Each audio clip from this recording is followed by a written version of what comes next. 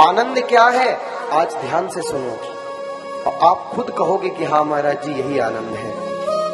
वो तो क्षणिक सुख है, वो तो इंद्रियों का भोग है। इंद्रियों ने, जिह्वा ने कहा आहा कुछ चटपटा खिला दे, हम लोग खिलाने चले गए। थोड़ी देर के लिए शांत हुई, फिर जिह्वा मांगने लगी। आंखों ने कहा कुछ अच्छा दिखा दे, अच्छा दिखाने के लिए चले गए। कानों ने कहा कुछ बढ़िया सुनवा दो, कुछ सुनवाने के लिए चले गए। पर ये कान और आंख और ये जिह्वा कभी तृप्त होने वाली नहीं है। ये बार बार तुमसे कुछ कहेंगे, ऐसा दिखा वैसा दिखा, ये करवा। पर यदि सच में तुमने आनंद ले लिया तो आनंद पता है कैसा है, गूंगे के स्वाद के समान है। गूंगा व्यक्ति, उसे क्या स्वाद मिला अंदर वो तुमसे बता नहीं सकता। क्या बता सकता है अंदर का स्वाद? गूंगा नहीं बता सकता। इसी प्रकार से ये आनंद है, जब तुम्हें आ जाएगा ना, किसी से बताने योग्य नहीं रहोगे। और सच मानना, आनंद उसे कहते हैं जहां पर हमारी इंद्रियां विश्राम लेने लगे। जब आप यहां पर आए थे तो इंद्रियां काफी उथल पुथल मचा रही थी या नहीं? पर यहां आते इंद्रियां विश्राम लेने लगती हैं। महाराज ज्यादा देर की तो नहीं कहूंगा, पर इस 3 घंटे में तो ऐसा लगता है कि जगत व्यर्थ है। ऐसा वैराग्य छाता है महाराज कि लगता है कि बस अब हम ही हैं सबसे बड़े वैरागी। ये भगवान के आनंद का स्वरूप है। आपने कई बार अनुभव किया होगा कि जब मन ज्यादा टेंशन में आ जाता है, ज्यादा ही घबराहट होने लगती है, तो हम क्या करते हैं, ठाकुर जी के पास जाकर के 2 मिनट बैठ जाते हैं कि मन में उथल पुथल जो इंद्रियां हैं, सच मानना अब तुम बताओ या नहीं बताओ, वो इंद्रियां विश्राम लेने लगती है या नहीं? बाहर की चिंता नहीं व्यापने लगती।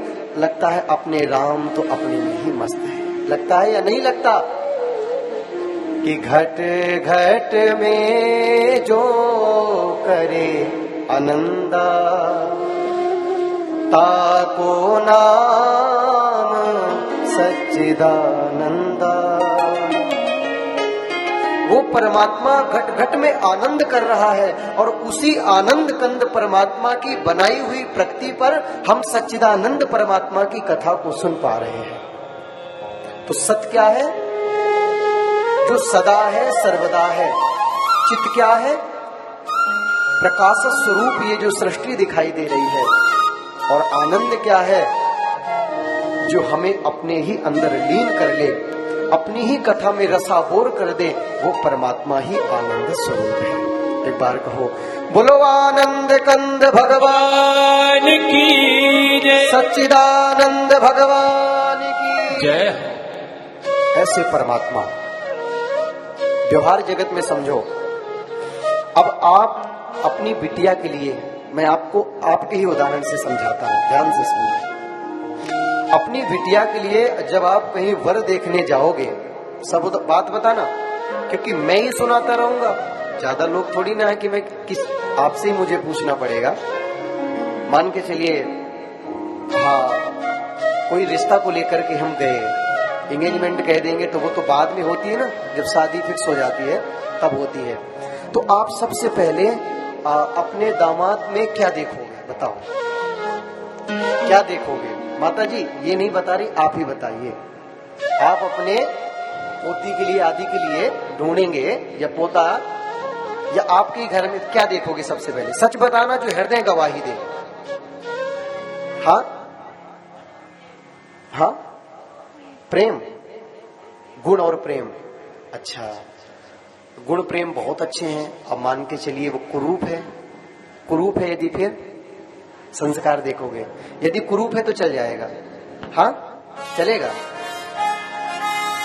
चलिए ये आपके, ठीक है, बहुत अच्छी बात आपने कही, पर मैं आपको बताता हूं, जब हम बहुत गंभीरता से समझना, वो कथा ही क्या जिसे मुस्कान न रहे। जब हम वास्तविक रूप में, अब आप तो कही दोगी क्योंकि यहाँ तो आपकी परीक्षा होने लगी ना, तो कोई कहेगा गुण, अरे महाराज कैसा भी हो, सुंदर हो या ना हो, हमें तो उसके संस्कार चाहिए। तो यहाँ तो सब सत्यवान बन जाएंगे ना। पर रियल यदि हम देखते हैं माँ, तो व्यक्ति का पहले स्वरूप देखते हैं। जब इंसान के प्रति आकर्षण नहीं होगा, स्वरूप केवल सुंदरता का नाम नहीं है, उसके गुण को भी स्वरूप कहते हैं, उसके संस्कार को भी स्वरूप कहते हैं। हमारा अट्रैक्शन कहाँ से बढ़ता है? ओहो क्या बात है, कितनी सुंदर माता जी संस्कारी हैं। और जब एक स्वरूप से प्यार हो जाता है तो उसकी हर एक बात हमको प्यारी लगने लगती है। हाँ, उसकी हर एक बात हमको प्यारी लगने लगती है। तो हम जगत व्यवहार में सबसे पहले स्वरूप देखते हैं। तो परमात्मा का स्वरूप क्या है? सच्चित आनंद, सच्चिदानंद स्वरूप है। दूसरी बात, हम देखते हैं भैया ये कुछ करता है या नहीं करता है, तो वो परमात्मा क्या करते हैं? विश्वोत्पत्त्यादि हेतवे, विश्व की उत्पत्ति करते हैं। सृजन के रूप में ब्रह्मा है, पालन के रूप में विष्णु है और संहार के रूप में शंकर है। उनकी अक्षुण्ण सत्ता इस जगत में व्याप्त रहती है। ब्रह्मा बन के सृष्टि का विस्तार करते हैं, विष्णु बन के सृष्टि का पालन करते हैं और अंत में शिव बन के संहार कर देते हैं। एक बात मैं और आपसे निवेदन करूंगा, भगवान का दिया गया प्रारब्ध, भगवान का दिया गया दुख कोई काट नहीं सकता।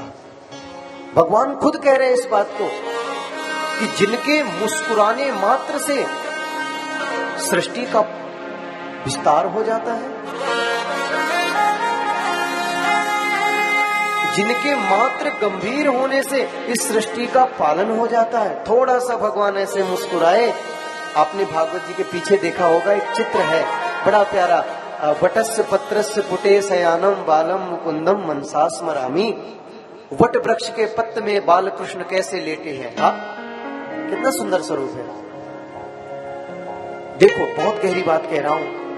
उनके मात्र मुस्कुराने से पृथ्वी का, सब ध्यान से सुनना, विस्तार हो जाता है। थोड़ा सा गंभीर हुए, सृष्टि का पालन हो जाता है, और थोड़ा सा भ्रकुटी टेढ़ी हुई, सृष्टि का संहार हो जाता है। उन परमात्मा के ऊपर भी जब कभी कष्ट आया तो उन्होंने अपने कष्ट को काट नहीं पाए। वो परमात्मा यदि चाहते मेरी माँ, तो क्या आप लोग कह देते हैं ना, महाराज जी ठीक कह रहे हो, ये भगवान ही विस्तार करते हैं, ये भगवान ही सृष्टि को बनाते हैं और यही संहार कर देते हैं, तो फिर दुख भी हमको यही देते हैं, ऐसा ये क्यों करते हैं? आप कहते हो ना। बाबा लिख रहे हैं, प्रारब्ध पहले रचा पाछे रचा शरीर, छाड़ कपट जंजाल तुलसी भजले श्री रघुवीर। ध्यान देना, भगवान कह रहे प्रारब्ध पहले रचा पाछे रचा शरीर, छाड़ कपट जंजाल तुलसी भजले श्री रघुवीर।